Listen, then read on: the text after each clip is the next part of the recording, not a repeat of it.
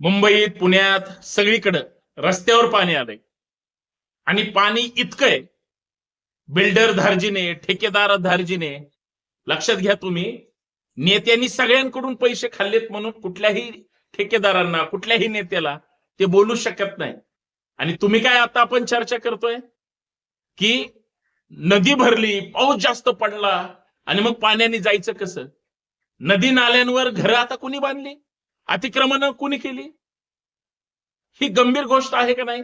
याच्याकडे डोळस नजरेनं पाहायचं असेल तर 4 ओळीची एक चपकल कविता आहे. आताच एक रक्षाबंधन होऊन गेलं आणि एक कविता माझ्या हाती लागली. ती माझी नाहीये, परंतु सगळ्यांची जी मिली भगत आहे त्याच्यावर जो डाका टाकला जातोय त्याच्यावर ही कविता आहे की रक्षाबंधन, समुद्र माझं माहेर, डोळे भरून पाहू दे, राखी बांधते बिल्डर राजा किंवा बिल्डर दादा, तिथपर्यंत तरी वाहू दे.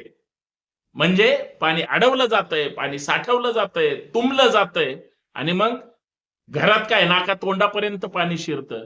निकृष्ट कामाचा जबाबदार व्यक्ती कोण असेल तर प्रशासकीय त्या भागातला अधिकारी हजारो कोटीचा मालक झालाय, पुढारी नेता, आणि त्यांची ही पाप. आणि बिल्डरनी तर तुम्हाला सांगायची गरज नाही, अख्खी वाट लावली, सगळं विकत घेतलंय, घशात घातलंय. बाकी तुम्ही सुज्ञ आहात.